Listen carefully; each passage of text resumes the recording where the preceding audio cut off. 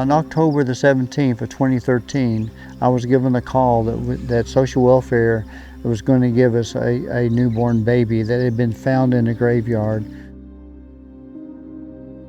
He was there for about 12 hours, the estimated time. A shepherd was walking through the graveyard where he was buried and heard the wails coming from the ground, but he couldn't find exactly where it was. When they dug him up, they found him in a gunny sack, a plastic bag wrapped around him. He had been there long enough where the sun was beginning to melt the plastic bag to his face, and he had the umbilical cord and the placenta was still on him. He was about 12 hours old. Took him to the hospital, and they cared for him, took all the sand out of his eyes, nose. I mean, any longer he would not have survived. Because he came from the ground, his name was called Moses because he was drawn up out of the ground. But Miracle Moses is his name. Moses is one of many of children that's been rescued. There's more orphans in the country of Tanzania than the population of Houston, Texas proper by itself. There's approximately 2.5 million orphans in the country of Tanzania.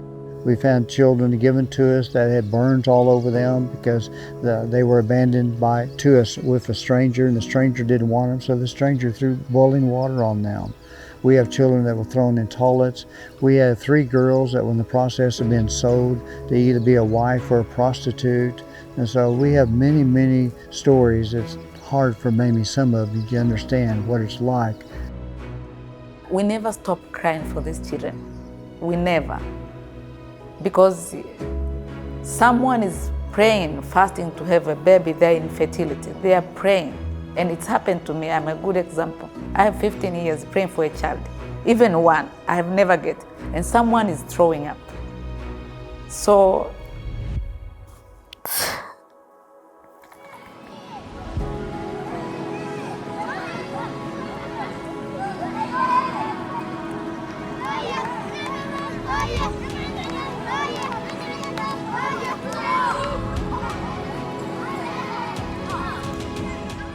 Child Impact has decided that we want to partner with providing 3 healthy, solid meals every single day for these children.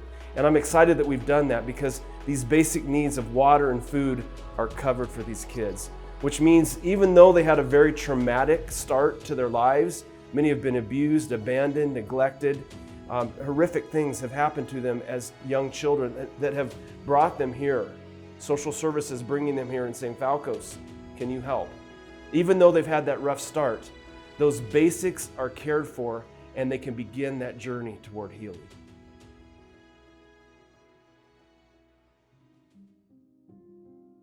Falco's Children Village is really an orphanage for children that has been abused, abandoned, neglected. We're in this particular area because I wanted to go where the greatest need is. And we were told the greatest need was in the Karatu area because it has the highest percentage of abandoned children. This is where the Lord told me to come. He very plainly told me to come to move to Tanzania. So this is where we came. That's the vision the Lord gave me. He gave me a vision of how to lay out the homes, how to design each one of the homes, where to put the septic system, where to drill the water well. Just in different times, periods when I was praying and sometimes in dreams, He laid out the entire structure for me, what to do, where. So this is just how the Lord designed everything. And we've been designated as the #1 orphanage in the country of Tanzania. And the reason why is because we have family settings. We have 8 homes here, and we have mamas in each one of the homes to take care of their children, just like they're their own children. we need mama here because these children will know that there is a mother, make sure they are fed up, make sure they went to school, make sure they bath, they're playing, to make sure their health is doing good.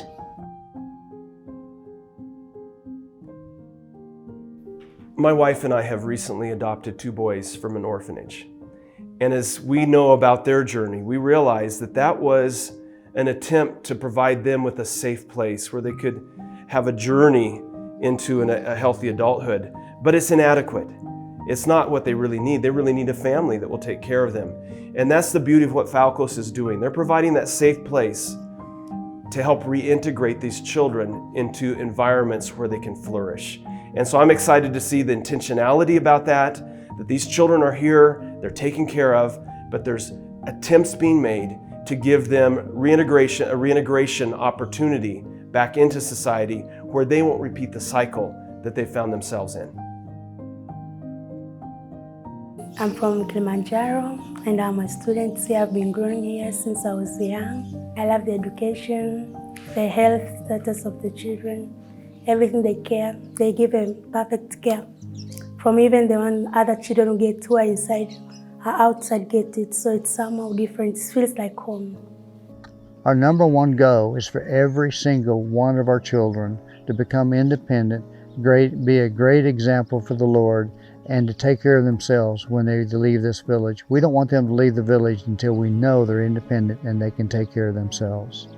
The children are very intelligent children, and they are so gracious.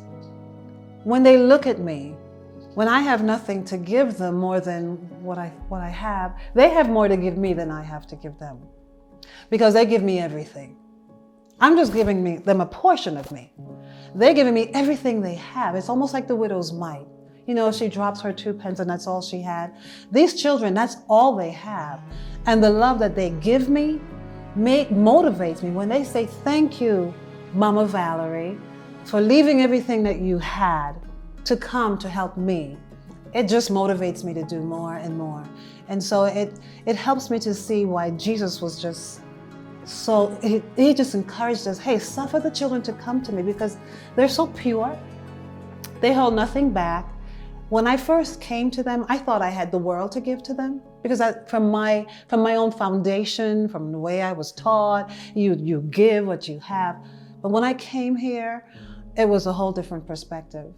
They gave me more. They gave me themselves. They gave me their heart. And this journey is about me learning to give them back my heart. What God wants me to give is not the things or the money necessarily. They do need things, but they are learning about Jesus just from the heart. And I'm learning about serving Jesus just from my heart as well. That is my motivation. As soon as we arrived, the children came running toward our vehicle. Hello, hello. They never met us before, but they were excited that we were here. And we were excited to see them. It's so encouraging to see children in a healthy environment where they're loved, where they're cared for.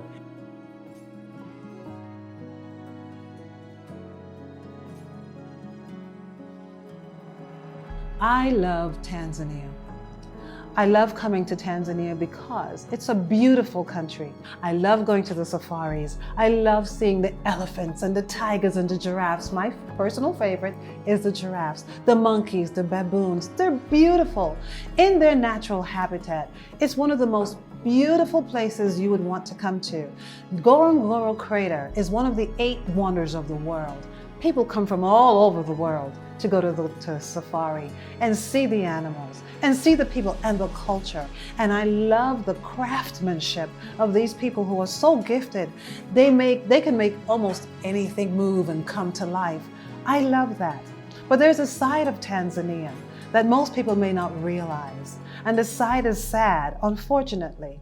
The sad part where there are orphans, there are children that are neglected, there's poverty, there's oppression. But for these little children, don't have an opportunity. Their voices are not heard. You don't see them unless sometimes you see them on the side of the streets, begging, or unfortunately already dead.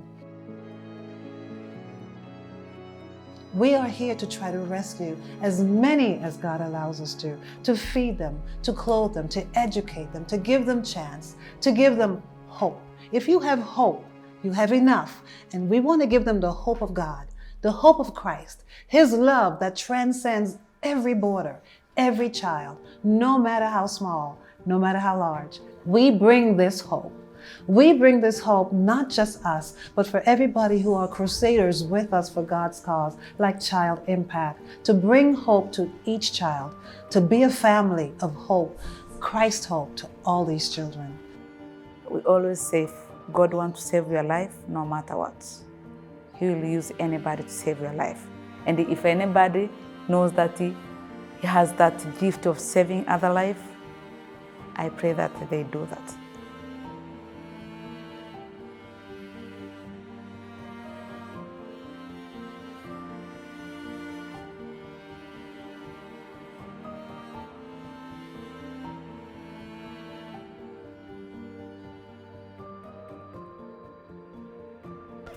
Well, since we have a family setting, very few of them seem to have any emotional issues from the past, no matter how traumatic their past has been, because they're in a family setting. I'm not saying they don't have emotional issues, but you sure can't tell it if they do, because they all feel like they're loved, not only by Valerie and I, but by the mamas that are taking care of them in the homes, because I am their Bubba. Valerie is their mama. And so they really truly feel loved. If they don't receive the love from us, how can they receive Jesus' love? How do they know Jesus loves them if they don't understand how much we love them? Because we truly do.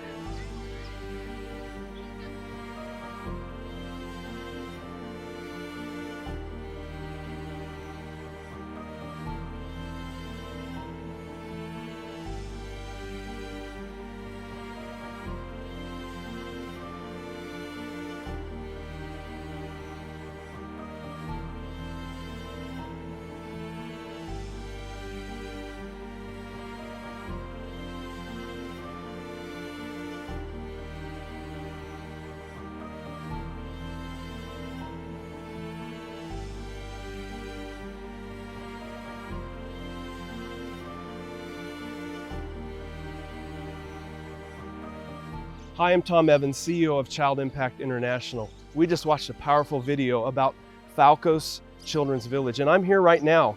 The experience has been absolutely amazing. There's such joy and laughter all around. That's usually not what we expect from an orphanage. We think of long buildings and many rooms and an aura of sadness.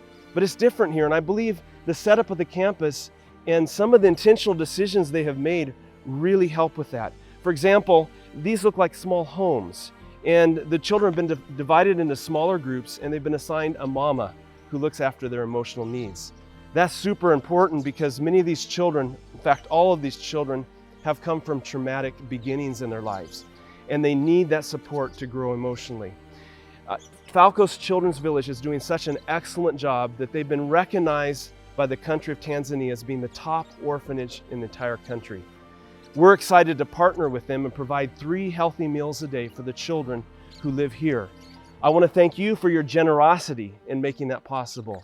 If you're listening and would like to participate, I want to encourage you to go to childimpact.org and select Operation Child Rescue. That's childimpact.org, Operation Child Rescue. Thank you for making a difference for these vulnerable children.